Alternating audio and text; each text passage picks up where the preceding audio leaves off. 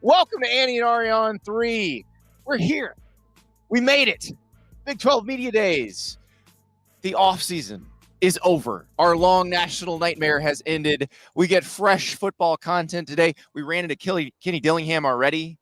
He's looking great. Yeah, what's the part of the suit that's on the lining? The lining of the suit was Sparky. He looked dapper. Oh, we had huge Big 12 news yesterday. We should point that out. Like, we didn't talk about this on the show, but this came out in the afternoon yesterday. River, roll the clip. Sparky, the Sun Devils, back on the helmet as the main logo. When they're at home, they're going to play in the Pat Tillman uniform. They're going to look sharp with one of the best logos in college football, making his triumphant return. That's the best part about having a head coach who's 2 or 3 years younger than me. Yeah. Is that he grew up in the same place in the same time and has the same values and taste as people my age. So, of course, all of the decisions that he makes are going to, align with what I like. But, to me, Andy, I think the most important thing that, college football always seems to be about is tradition. Yeah. And the number one way that you can honor tradition in the entire world is by what you wear. And there's so many programs that have drifted away from it. And, as we were walking by the Big 12 check-in area where we got our credentials this morning, they had all the Big 12 uniforms, and it's a really pretty it's a good group. It's a good group of Iowa State's got some really nice ones coming out this year, by the way. Yeah. So I do like the name of the university on the chest plate. I like the logo that Arizona State's working with, and it's a team that is supposed to be pretty good this year. So play good. We saw Sam Levitt down there. He was looking sharp. We saw Avery Johnson. Avery Johnson is gigantic, by the way, the Kansas State quarterback. Yeah. I don't think you fully appreciate that when you see him on TV. Yeah, right. And I don't think that people fully appreciate how athletic he is either. Yeah. Which I think is a good segue into the conversation we're probably going to have today. But yeah, like the Big 12 uniforms are good, but the Big 12 quarterbacks are good. I think it's the deepest quarterback league in the country. I think if we went down the list of, who feels really good about the court. Now, obviously, the BYU thing is an open question. Jake Retzlaff is not coming back. Yeah. So that does ding it somewhat. Yeah. But think about this. And these are guys, some of these guys did get approached by Big Ten and SEC schools trying to get them into the portal. Josh Hoover from TCU, Avery Johnson, we just mentioned, Jalen Daniels at Kansas, Sam Levitt, obviously, probably the headliner of the group at Arizona State, but Sawyer Robertson at Baylor. I don't have my computer to make me sound smart today, guys, so forgive me. So as we are referencing Big 12 teams, I'm going to do this. Who we got? Devon Dampier. Devon Dampier we forgot about. Baron Morton, Texas Tech. Rocco Becht. Rocco Becht at Iowa Jalen State. Daniels, if he can stay healthy, right? Yep. Like there's a lot of, and the thing that I think is interesting is I think you can make the case that the Big 12 is as deep from top to bottom as anybody at the quarterback position. But the thing I wanted to really ask you is if you honed in on the top 3, do you think that they deserve more place in the national discourse than they've gotten this offseason? Who are the top 3? Because I can make some arguments, right? Right. Sam Levitt's number 1, but I can make some arguments. So we can make arguments for Rocco Becht, Josh Hoover. We can make arguments for Caden Salters at Colorado now. Like we got some interesting debates to be had. We have Jalen Daniels, who should be healthy, and Sawyer Robertson. I think that's one of those situations where he was not the starter coming into the season. They had gone out and gotten Daquan Finn out of the portal. Sawyer Robertson, remember, is a Texas guy. He's from Texas. Went to Mississippi State to play for Mike Leach. Mike Leach passes away, and he ends up transferring. He wound up being incredible in that offense, and that was Jake Spavital's first year as the OC. Yeah, like. Look at how good Baylor was at the end of last season. Yeah, right. And, we were just talking about this at breakfast before we started the show, and it was just like, wouldn't it be crazy if all the other conferences, like the Big Ten and the SEC, were as crazy? It'd be unbelievable. We were sitting with somebody at breakfast who said that they had a future on Baylor winning the conference, and Andy's like, wouldn't it be cool at Big Ten if, like, somebody had a future that Minnesota was going to win it? Right, no one laughed. and it was real. Yeah, exactly. And that's the thing. Like, so I'm looking at these helmets, and this is, remember last year, Arizona State was picked to finish last. They won the conference. So I'm looking at all these helmets. So across the bottom row, Iowa State, Kansas State, Oklahoma State, TCU, Texas Tech, Utah, West Virginia. Of those, Oklahoma State we don't have high expectations for, but every time we don't, that's when Mike Gundy wins 10 games. Don't know what Rich Rod's going to be at West Virginia, but that was a tough portal situation that they dealt with. Willie Fritz is still building back Houston as we go across the back, but Colorado obviously lost the Heisman Trophy winner, record-setting quarterback, but they were within a game of playing for the conference title. Yeah. Cincinnati and UCF, we don't know. BYU, we'll see what happens with Retzlaff, but that they bring back a lot. Baylor could win the league. Arizona State just won the league, and Arizona, we'll have to get to your alma mater later. Yeah, no, we'll talk about them at another time. But the thing is, I just named over half the league as teams that could potentially win it, and there's no other league like that. Here's the thing, though, too, and I'm very curious. Like, I don't know how optimistic you are that a Big 12 team can duplicate what Arizona State did in terms of pushing Texas in the first round or making a run in the college football playoff. But the one thing that is unequivocally true about the game of football, and this isn't even insightful, it's just something that people need to recognize, that if you have 8 quarterbacks in a league that you feel really good about, then your likelihood of somebody hitting it big or being better than we anticipated goes up. Like Sam Leavitt, we knew was good last year. We didn't know he was that good. Yeah. Which one of these quarterbacks is going to be better than we're anticipating, and which one's going to elevate their team to a place that there's a lot of candidates where you can elevate your team to a place that Arizona State went to last year. Yeah. And that's what's exciting about it. It's like, because I feel like a lot of times when we're at Big 12 Media Day or we're talking about the Big 12, it's always within the conversation is always within the confines of the Big 12. Right. We never think, well, what if they do this or that? And it's like, I think that, I'm the first one to point out that, hey, they're probably not as talented as some of the teams in the Big 10 and the SEC. But when you have this many options at quarterback, you can let your mind wander and go like, what if Devon Dampier turns into like prime Michael Vick this year? Like, that's the thing. Like Utah actually has the beef on the line of scrimmage. Yeah. That if they got in a game against some of these teams we're talking about in the SEC and the Big 10, that they probably could be competitive. Because look, this is a team, and I said this a bunch of times, and I'll stand by this. They were built in the trenches to win a league that at the time had Oregon and USC and Washington. Like, they'll be competitive against those types of teams if the skill guys come through. It's funny that you bring that up, and I don't know, maybe we'll have a 10-minute segment at the end about my first experiences playing NCAA football online. We can definitely do that. One of the teams that I played with or against yesterday, and I was actually Florida, by the way. Oh, very nice. They were Utah. I heard J. Michael Sturdivant is severely overpowered. He's very good. I will tell you, the folks at EA love the Pro Football Focus rankings. Yeah. Pro Football Focus loves J. Michael Sturdivant, who's the UCLA receiver transfer at Florida. Yeah, and I don't want to blow it. Yeah, like I am 7-0 online, and you don't want to smoke. I am 0-1 against the CPU. I had very little time to play yesterday. My son has been playing for hours and hours straight. I think that the CPU at times is more challenging than playing another human.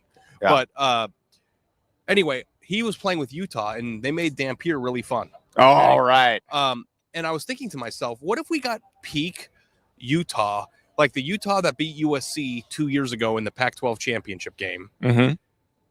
That was 3 years ago. 3 years ago, yeah. Along the line of scrimmage in their defense, and then you add in a ultra talented freak show of a quarterback into that mix. Are you telling me they couldn't stand the same field with Penn State? Like, I don't want to overpromise and say that that's going to happen. I don't know that I believe that it will. Right. But I don't think it's inconceivable to think that there's a Big 12 team that can do something this year. It's a question we ask about Texas Tech because of what they did in the transfer portal. Did they do enough in the transfer portal, not just to win this league, but if they do happen to win this league, can they be competitive if they play somebody out of the league? And we've had that conversation about Texas Tech. We had it yesterday with the Felix Ojo commitment. Interestingly enough, Sam Spiegelman from Rivals put out an RPM on the number one player in the class of 27, he's an edge rusher from Savannah, Georgia. Put the RPM out that he might commit to Texas Tech. And so it was interesting because Cody Campbell, who's the former Texas Tech lineman, who's now a billionaire from buying and selling oil leases. He could be his intern. He tweeted underneath that tweet that, hey, this guy is for real. His 5-star rating is legit, and come on home, basically. And there was a Texas fan underneath that said, you're going to need to stack about 5 or 6 years worth of top 10 classes to compete with the big boys, bub. and Cody tweets back at the guy, I'll be here for a long time, bub. But it's the conversation we had yesterday. Like, can you stack those teams? But for this year, Texas Tech, we don't know if they have that. But the guy they just got from Stanford, David Bailey, the edge rusher, he was, is a guy who's getting high round NFL buzz for next year. He's a dude on the line of scrimmage. Yeah. Also, too, that was a late addition, if I recall, after spring, yes. After they already killed it in the portal, they went out and got a guy that wasn't supposed to be available, that was available, who now could be a and he's probably the most talented player on their team if you asked an NFL scout. Yeah, which, is a nice little – I think that, like, we did spend 30 minutes talking about Texas Tech. I'm sure we'll talk about them again. But I wonder, like, if you actually, like, want to dive into just, like, how good do you think they're going to be this year? Well, I think Baron Morton will tell us a lot about that because there's a lot on his shoulders, and he's been their quarterback for a while. He doesn't have the numbers that Hoover has, that Sam Levitt has. Yeah. Sam Levitt is a good example. Like, when we had Cody Belair on, or no, actually, it was Clark Brooks. Cody Belair is the one who told us last year. Yeah. Sam Levitt's the one you got to watch for. But Clark Brooks was talking about Sam Levitt is the most accurate deep ball thrower in college football. And that is very exciting. Yeah. Yeah. It's like when we're doing the show and I'm not in front of my computer, my mind's going in 800 different directions. The question that because I think Sam Levitt, we've already accepted as very good. Yes. Like, there's nothing to analyze there. He's a very good player. And his PFF numbers, I think, are through the roof. They are. They love him. And like, I think that a lot of people had this notion that Cam Scadaboo carried the team last year. And I think to a certain extent he did. But Sam Levitt was very functional, very effective in his own right last year. Extended plays, was very slippery, and lost his number one receiver target in the process. So, right, and Jordan Tyson is back. So, but which of these quarterbacks, if you look at these helmets, do you think is primed or in a position to have the biggest second-year jump? I think it may be Sawyer Robertson because he wasn't the guy going into last season. That was a new offense for everybody. Jake Spavital had just gotten hired, and like, we've seen Spav in these offenses take off. He did it at Cal. He did it when he was working with Dana Holgorsen at West Virginia.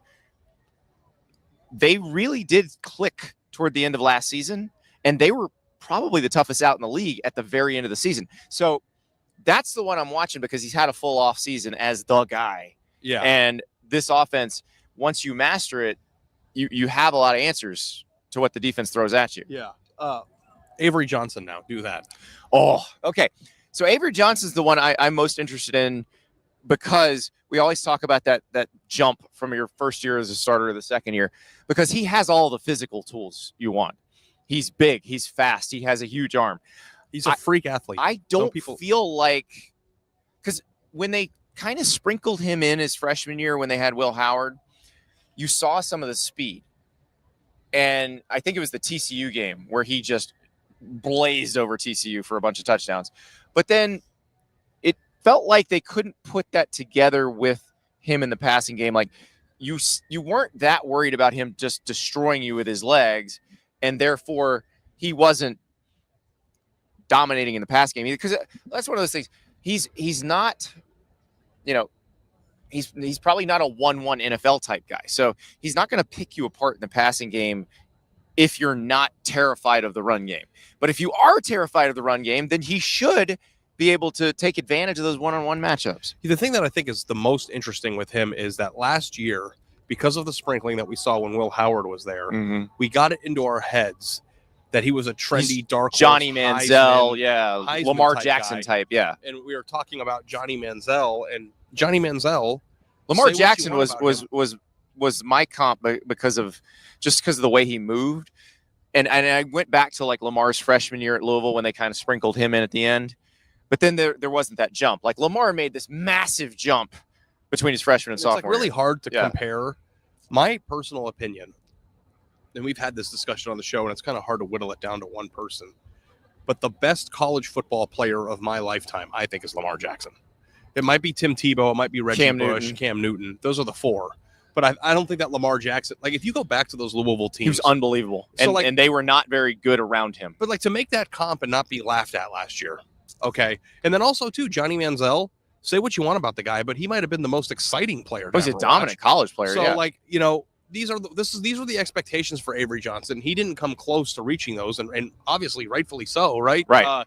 But I think that as a result of not reaching those goals last year or reaching that potential, or at least the hype that he, had around his name, that we've also now forgotten about what might still be ahead for him. Exactly. And like that to me, the thing that is the most important to acknowledge about him, and I've said it 3 times on the show already, is he's not just a fast guy. He's very athletic. Yeah. He's a twitchy guy. He can make people miss.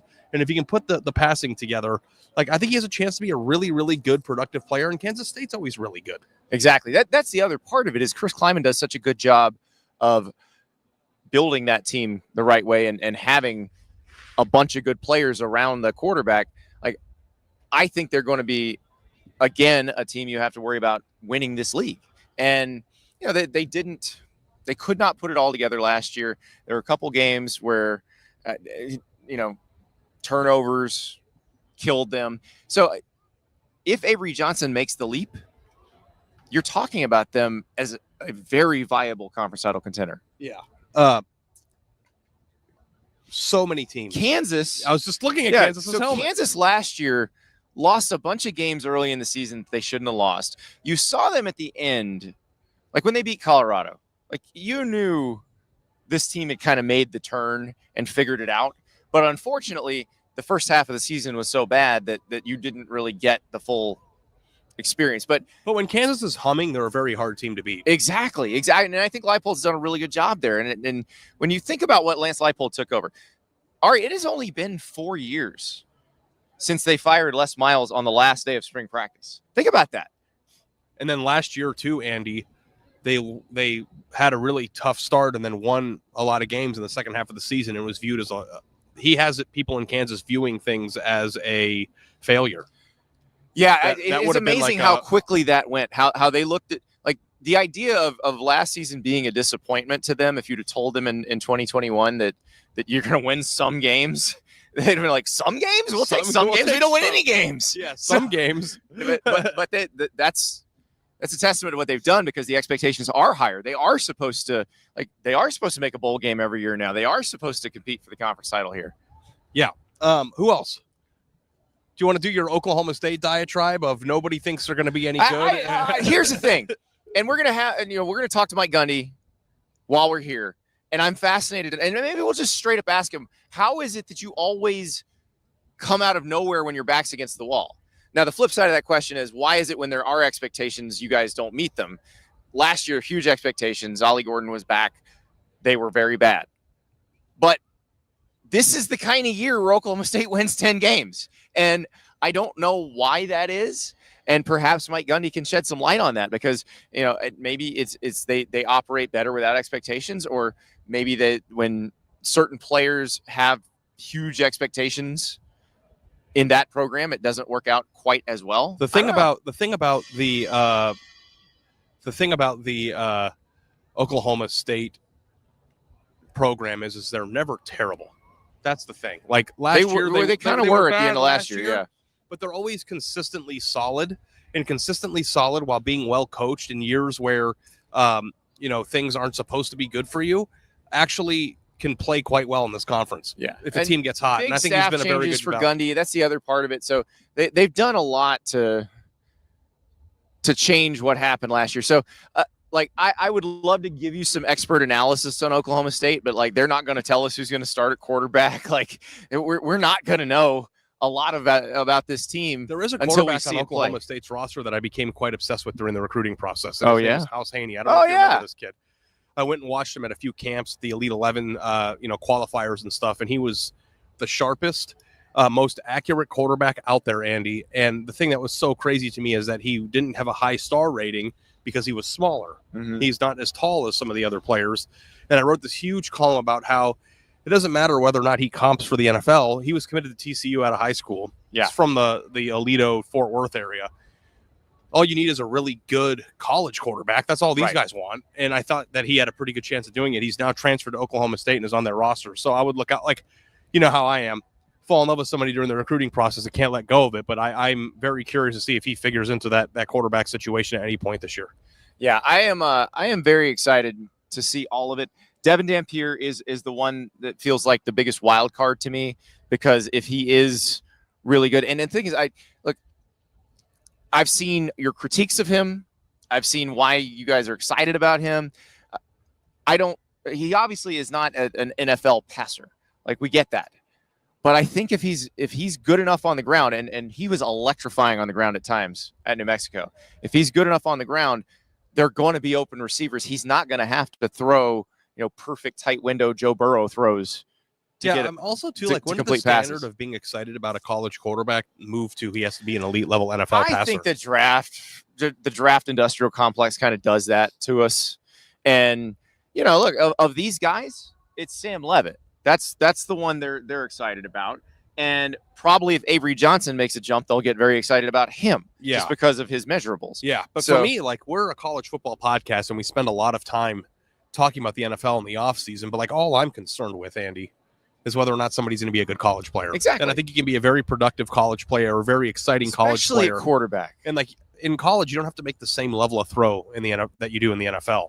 Like, I mean, when I was covering Ohio State, like Braxton Miller didn't have the best arm, but I thought he was the best overall quarterback they had during that run. And they had guys that got drafted pretty high. Like, it doesn't matter. And I'm not, did I just compare Devon Dampier to Braxton Miller? I don't know if I did that or not, but that wasn't intentional. But Braxton Miller's such a good athlete. I mean, he used to make, that's one of those I feel like people have forgotten how good he was. Yeah. I've never seen somebody make somebody miss by flinching their elbow the way that he would do it. I was on the field at Virginia Tech when he made the spin move. Yeah, okay. And that I thought was very overrated, believe it or not. I did. Like it was a very good move, but like from about 20 yards away, it was not overrated at all. Braxton Miller had very a 1-yard touchdown run at Penn State. That was one of the best runs I've ever seen in my entire life, and it was a yard. I don't know if you can picture in your head what that play was. Well, but, there were I can, and we also we saw that last year with Jeremiah Love. But to bring it back though to Dampier, if he is somebody who could rush for 75 yards a game, make people miss, break some plays off, like I think that's something to get excited about, especially because Utah has been in like Cam Rising like injury prison for the last 4 years. Exactly. If they put together a really good Utah football team and then add somebody that is as electrifying as he can be, it brings a jet engine to what has been a very reliable car. Right. Exactly. And look, I know the kind of the joke about Kyle Whittingham at Utah through the years is offensive coordinators or like spinal tap drummers, like they just go through them constantly, but every once in a while it clicks and it works. Like when that's the most Andy reference I've ever heard in my entire life, by the way. I know. Were you even born in that movie? I don't think you were born when that movie came out. I know what it is, but I don't know that I've seen it. I thought it was a band. So now that you said it's a movie. It's a movie about a fictional band. Okay, yeah.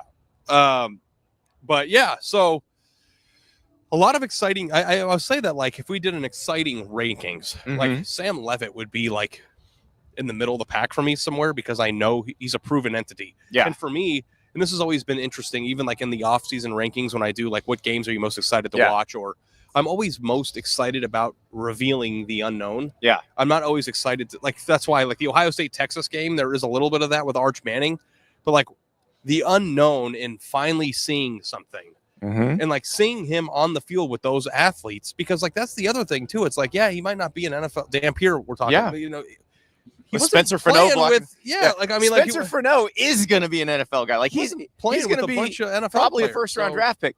So let's talk about that gold helmet up there with that buffalo on it. Can you believe that we have made it? What is it? 25 minutes into this podcast and not talking about Colorado? Is the hype dead? I think that this is the interesting question because Colorado did not go deep into the transfer portal this year compared to a lot of other teams. Even in their own league, but across the country. Colorado was one of the more stable rosters. It just so happens they lost the Heisman Trophy winner, their record-setting quarterback. Now, they did bring in a quarterback who's a 3-year starter. We've not even mentioned Coach Prime yet. We've actually we mentioned Caden Salter before we mentioned Coach Prime.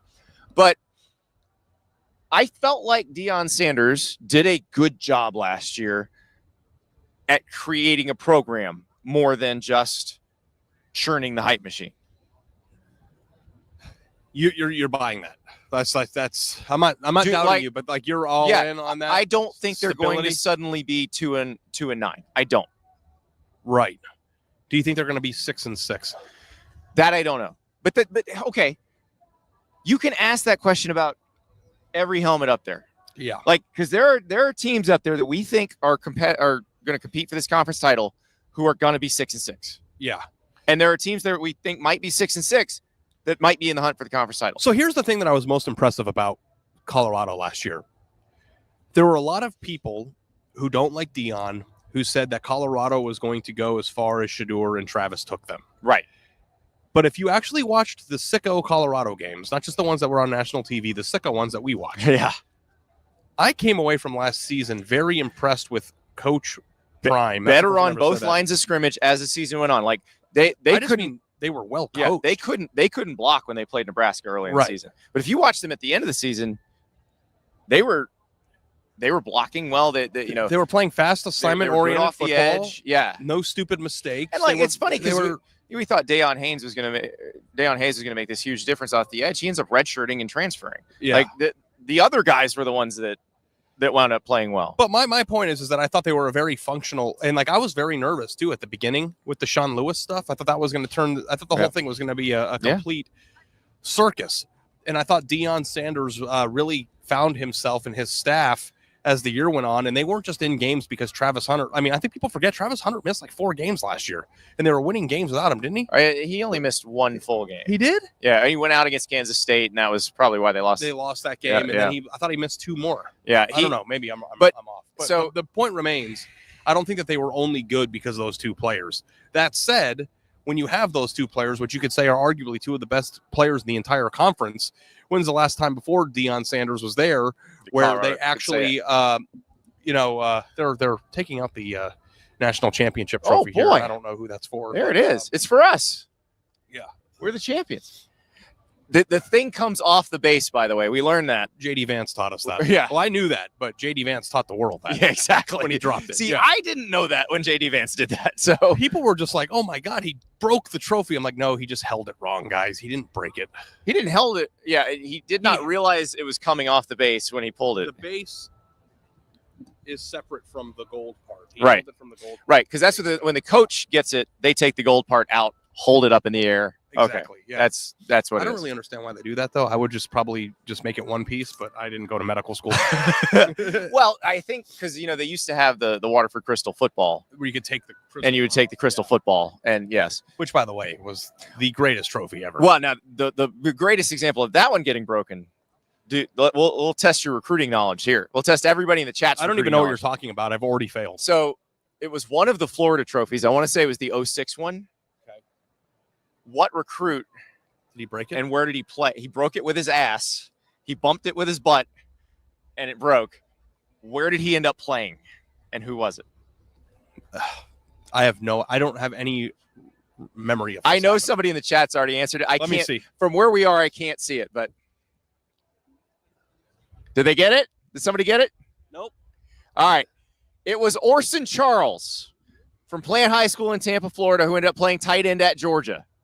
Orson Charles was the offending buttocks. He played where? Georgia. Oh, yeah.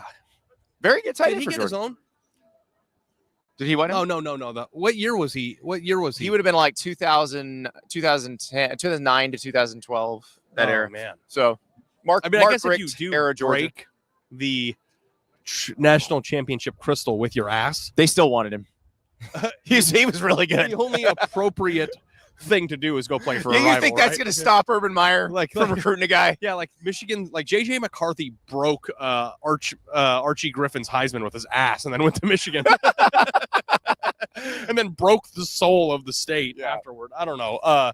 That's a funny piece of trivia. I didn't know that. Yeah, we'll see how many people are. I do wonder, like later in the day when people are listening in podcast form, how many people are just screaming at the radios, Orson Charles. Yeah, I bet you Florida fans would know that. Well, Georgia fans too. Yeah. So, but this is okay. 2010. I was like 14 years old. Back to Caden Salter, because 2 years ago we saw Caden Salter lead Liberty to an undefeated season and a Fiesta Bowl.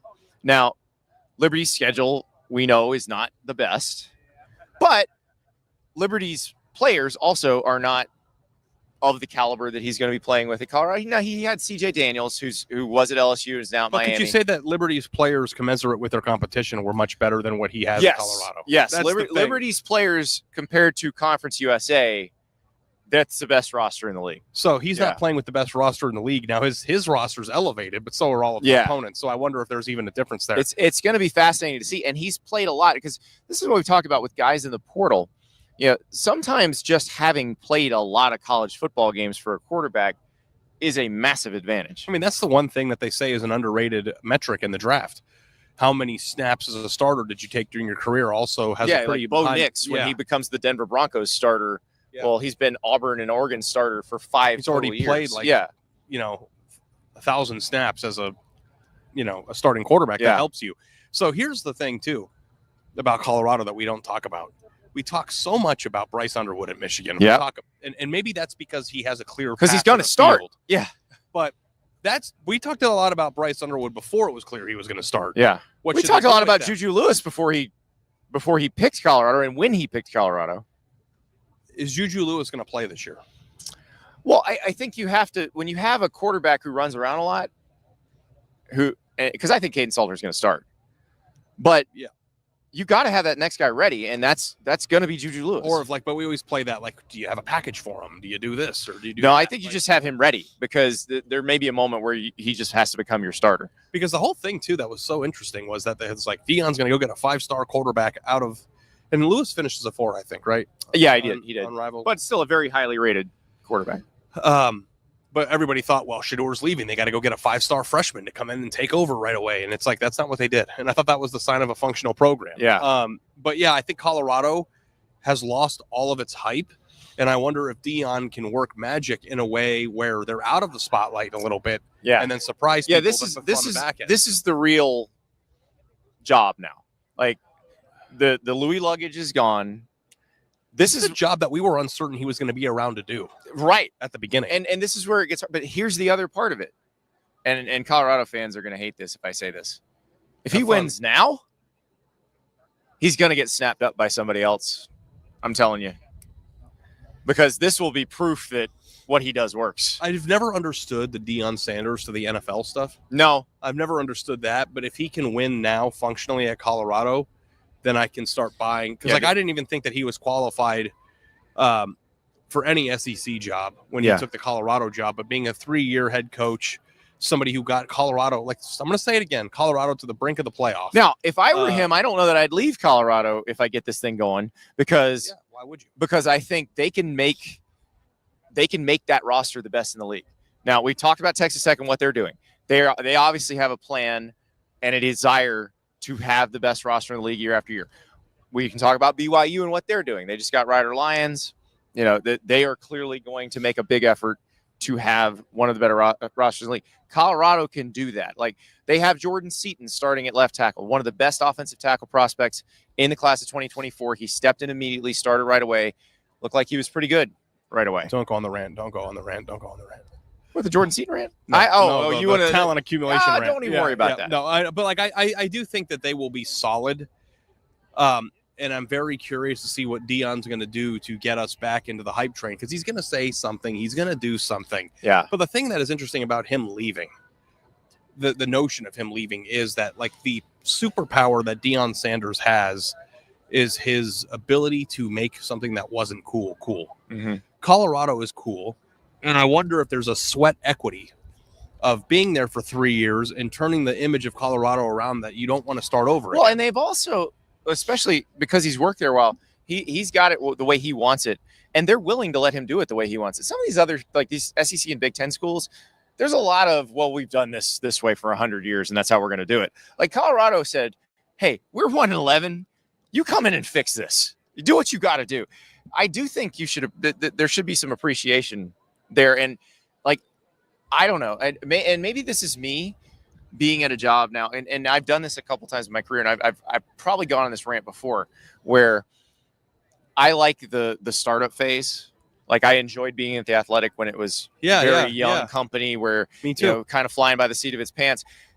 By the end, it gets bought by the New York Times. You're getting more middle management in. That's was very similar to what Sports Illustrated was like.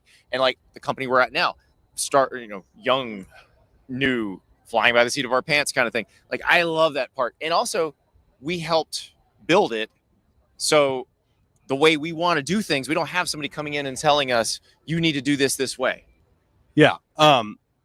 We have a lot of freedom here. Yeah. And I do love when you take our personal life and experiences and project it onto millionaire coaches who don't think about any of these things at all. No, I know. But no, I would think this is something that I would think about a lot as a coach. And with Deion especially, like Colorado will let him do the job however he wants to do it as long as he is doing it effectively. And I think that's something you should appreciate. And the thing that's scary about Colorado, if you're a Colorado fan, and I don't want to keep you up at night, guys, but the second he walks out that door, I think the coolness evaporates.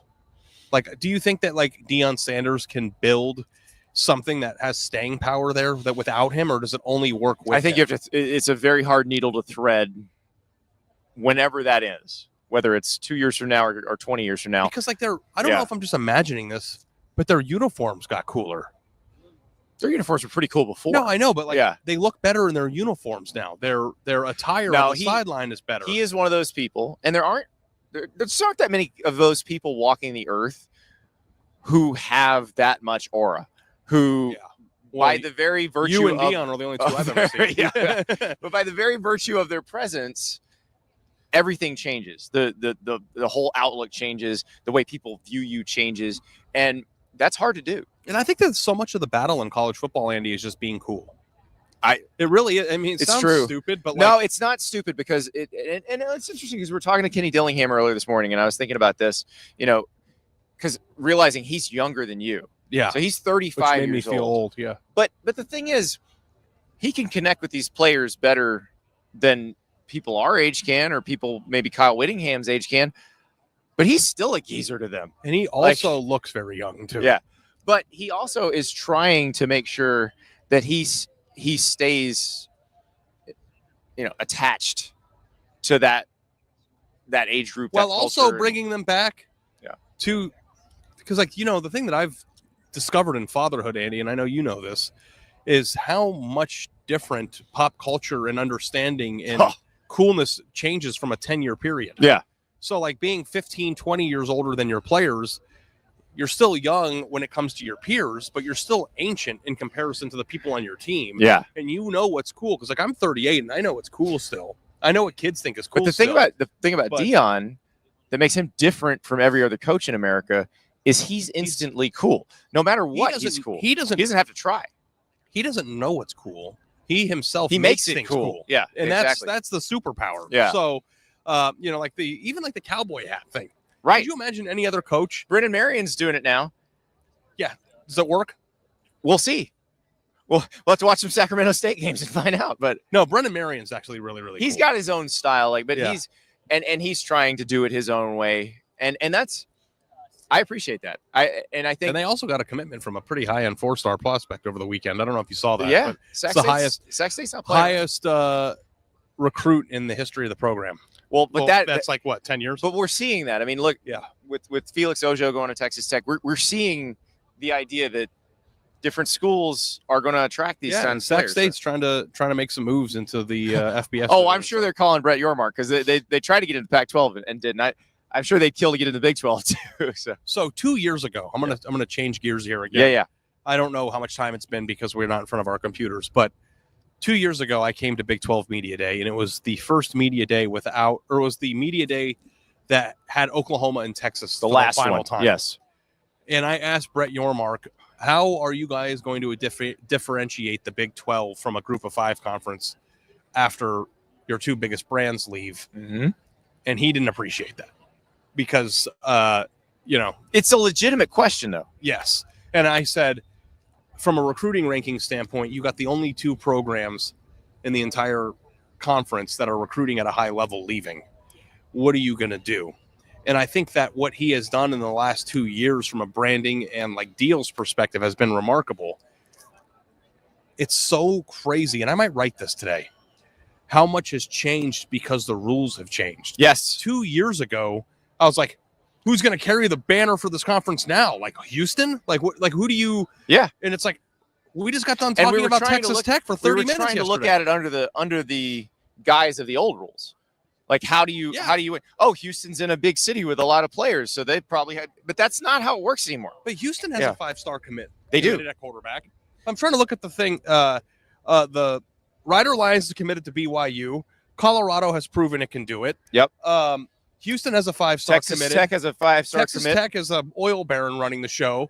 And who knows? God, if T. Boone was still here. Oh, he missed his window. Yeah, he really God. did. Had great facilities. R.I.P. But I'm just saying, like, there are, like, you can look at the Big 12 helmets now in a way that didn't exist 2 years ago. Yes. And I might run that back. And the thing is, I wrote a column about Texas Tech that's at On3 this morning, and it's some of the elements of what you heard yesterday, but then I went a little deeper into it about, how you break the caste system in college football. Well, the rules help you break it. The new rules allow it to be broken at this point. And these are the schools that have to do it, because we get that mailbag question. What teams outside the SEC and the Big Ten can win the national title? And we're always like, Clemson and maybe Miami and if Florida State can get its stuff together. We don't mention any of these teams, but maybe if they stack some recruiting classes, getting 5-star type players in those classes, maybe we do start mentioning these teams. It still seems highly unlikely that one of those teams there is going to win a national title in the next 10 years. It seems that way. Right. But I also have seen how much has changed since I was here 2 years ago. Yes. That was only 2 years. That was only 2 years ago. Think about 5 years from now. Yeah. Because here's the part, and this is what I've been saying all along since the rev share stuff came out, when the House settlement was agreed upon and you found out how the rev share was going to work. Like, you don't understand how big of a difference.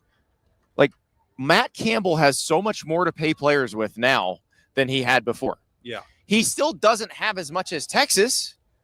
But there's something is better than nothing. There's a whole overarching theme discussion here, which is, and it was funny because you did a story last year that went crazy on Twitter for On3 right when you started, or right when I started, or before I started, about the Blue Bloods. Oh yeah. And we were talking, should we do that again? Yeah. Because it worked so well. And then I made the comment, well, I'm not necessarily sure Blue Bloods change. It doesn't really change. And Blue Bloods don't change because the definition of Blue Blood is just you need decades significance.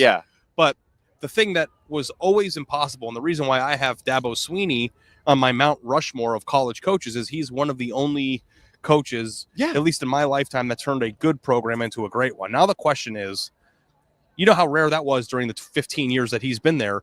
Can you turn a program that's not a blue blood into a team that can legitimately compete for a national championship, not just once, but repeatedly? I actually think it's easier now. Because now I don't know. It's easier.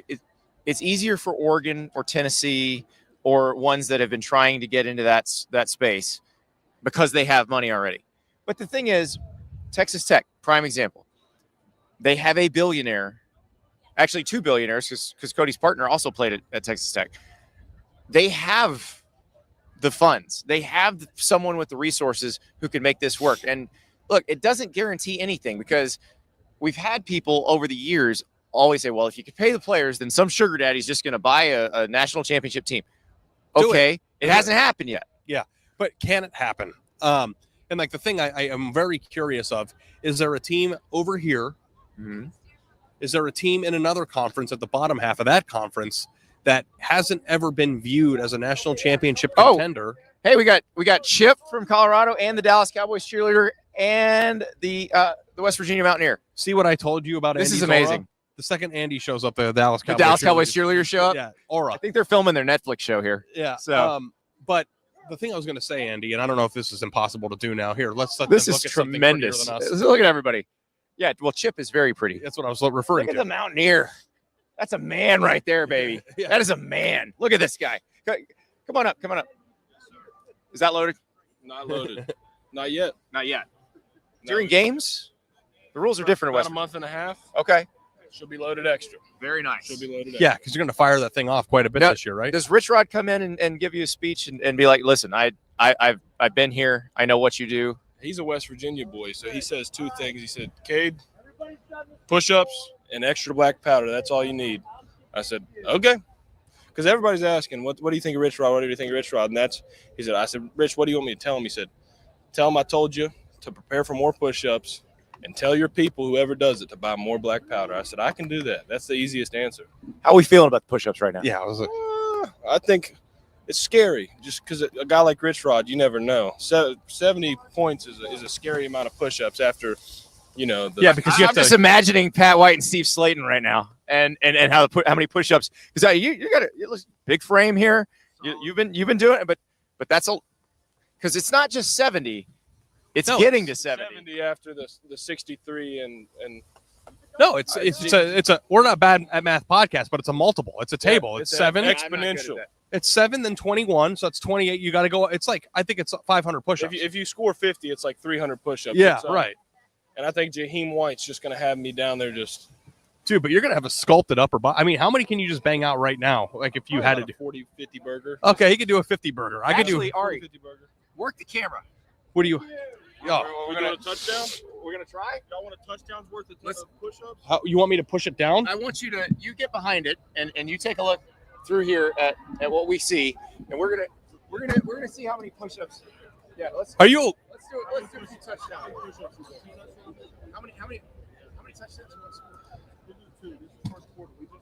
All right. When we get down, All right, here we go. We're going here 14. All right. 1, 2, It's just Andy showing off how many push-ups. 5, 6, 7, 8, 9, 10. 1, 2, 3, 4. Now imagine. And then we get a Let's Go Mountaineers and all of Morgantown is rowdy. That's the goal right there. That is beautiful. I Bang hate 'em to be the bearer of bad news, boys. But you should have done 21 for 2 touchdowns. But you know what? It's okay. 21. Because you do 7 first. Oh. 21 push-ups, right? We are a bad at math podcast. yeah. Cumulative. But you're going to be jacked, or you're already jacked. But yeah, Look at Kate. I'm corn-fed. It's yeah. How does that work? How does the process work to become the West Virginia Master? so you apply online. Top 10-ish applicants. They change it each year, however many they want to bring in. They get an interview. Top 4 interviews. They go in and we do a cheer off. So all walks of life. We go find old buckskins. Okay. Throw them on. And we walk around the Coliseum. We get halftime to work our magic, interact, talk to the people, and then try to get a little bit of rowdiness going in the student section, and then little people hiding around, I think, grading us on. Do you have to show that you can handle a firearm? Is that how important is it? It's West Virginia. I think they just kind of assume that we're all there. Yeah. And now where does this come from? I think it's an Indiana-made product somehow, but I'm not sure where they get it from. It's what I've heard through. I don't know exactly where it's coming from. So this is all leather too. That's a True beautiful leather. thing. It's a beautiful thing until it's about 105 or 4th of July weekend. Those parades, like you said, I'm getting a little better shape after those. Yeah, that's the type of outfit that you would see in like a luxury like Western store, and that like tops like $1,800. You know, It's like a sauna with some bodybuilder trying to lose some extra. Well, that's a thing. You are going to be shredded by the end of the season. So now, I have to imagine that all of this works with the ladies already. I've got a girlfriend. I keep it simple, man. love that about you. They keep us so busy. We travel the state, we service the state, and you ain't got time for anything else other than servicing the people of. Which is, I've got great, beautiful some state. bad news for you though. But the Cowboys cheerleaders can't take their eyes off you right now. So That might be a good thing for a picture, 1 or 2. But yeah, no, it's I've done about 100 and some appearances in 3 months already. So we're on the road every day, servicing West Virginia, talking to the people, and you ain't got time for much else. Beautiful. It's a man who loves his leather. Black powder push-ups. Kate, thank you so much. Nice to meet you, sir. Nice to meet you. hey, really good job on the push-ups too. I'm happy it wasn't me doing them. Yeah. We got to go to Indiana and find where they make the raccoon, Yeah. the coonskin cap. A little impromptu workout. Yeah. Sorry, I'm getting our shot back together here. We should, we didn't get to bring producer River on this one, and he should have been here we're for good this. now. Yeah. So do you want to go back to the conversation that we were going to have, or do you want to talk about NCAA? Let's talk about the video game, because the video game is out for the folks who bought the deluxe edition and the early access folks. And I got to play a little bit before my son just kicked me out of his room. Are you, I believe, are 7-0 online now? Yeah, I just smash people. I don't know if I'm very good, but I just get matched up with people who might not be. And I terrorize people online. Yeah. The things that I will notice, because I only do road to, that's my mode is road to the CFP. Yeah. I like playing people online with the headset, winning a game, going to the next person. The gameplay is slower. It's different to me. You have to readjust. If you're somebody who logged, 100 hours of gameplay last year, you're going to have to take a few weeks to feels like they readjust. slowed it down so that you can actually do some of the RPO type stuff, that you can make the option decisions. Like I noticed, like on your first time you run an option play, the pop-up comes up that tells you how to where the read key is and which buttons you need to press to do different actions. And it feels like they want to make sure you actually are comfortable doing those actions and that you have time. Because that's one thing I did have trouble with in the old game. Like RPOs, I just couldn't process it fast enough to make the decisions I needed to make. And this is my personal experience, but they also changed some of the buttons for some of the defensive pre-snap checks. And the thing that's difficult about that is when you play as much as I was playing last year, you become it's muscle memory. Right. So you have to relearn So I have to relearn how to do everything, and that's difficult. Some of the plays that you like to run last year, those still in the game, are in different places, so I had a hard time locating some of the plays I wanted to run. But the game is smooth. It's beautiful. The defensive back stuff that you were talking about is very prevalent, and that you need to be in the right position to get an interception. My son was yelling at me because I like to play as defensive ends and D tackles. He's like, you need to learn how to play as a linebacker, or you will never be effective. Oh, really? I like to float with my defensive tackle. Yeah, see, I like to be an edge rusher. And they have the new thing where you can kind of, if you're a rusher, if you're a pass rusher, you can steer. What's up? I just patted his head. I don't know if that was good form or not. Now, how often do people just hand you a Guinness? Because you and that bird are very similar. We got the Kansas Jayhawk mascot here for those listening in podcast form. Listening in podcast form is a rough last 10 minutes. But that was the West Virginia mascot we were doing push-ups with. So Andy did push-ups with. I want him to say something. Rock chalk, baby. He doesn't. Not talkative. That's right. Rock chalk, baby, right there. Those people are all jacked underneath because they're like sweating and stuff. Oh yeah. So. We saw. Oh, look at it. We got the whole thing. We got the whole family. Andy. And, we got Brett Yormark, the commissioner. Oh yeah, look at this. Look at the family photo right here. Beautiful. We got the commissioner, Brett Yormark. He's always dripped look out at with Pistol Gucci. Pete's head. That is amazing. That's right. Willie the Wildcat doesn't have his electric guitar anymore. It does look Willie like the Wildcat, the most jacked mascot in sports. It does look like they're kind of recreating the college football video game cover. I think they are. Here, but yeah, everybody love everybody. Yeah. So if you're listening in podcast form, every mascot in the Big 12, cheerleaders from every school, and Commissioner Brett Yormark have just taken over our shot. And look at this. They do look like one big happy family. Yeah. This would be like, can you imagine how much money EA paid to put this together? Exactly. For them, and this is just free. Which mascot, if you ran into them in a dark alley, would you just the Oklahoma State mascot? Yeah, Pistol Pete for sure. That guy's robbed banks before. There's no question. Him and the guy that He's Kansas like City Chiefs super fan. Yeah. Incredible. Yeah, Just I don't know. incredible. This is a nice. Look at we got Sparky. It's interesting because I didn't realize. So Sparky's small. Yeah. The others, the other mascot heads tower over Sparky. So, but very interesting. So, did not expect that, but that was tremendous. Yeah, well, good job finding a podcast spot. I think it went well for the first 45 minutes. And for the viewers, hopefully they enjoyed that. But absolutely, Andy, I think this might be a good time to wrap head it on up. out. We got to talk some players and coaches, but we'll be back tomorrow from Big 12 Media Days with interviews with your favorite coaches, players. See what happens. And check out on3.com. I think we're going to be pumping some content. We are definitely going to, and I think we're just bring Kate, the West Virginia mascot, back for an extended segment next tomorrow. Guys ripped.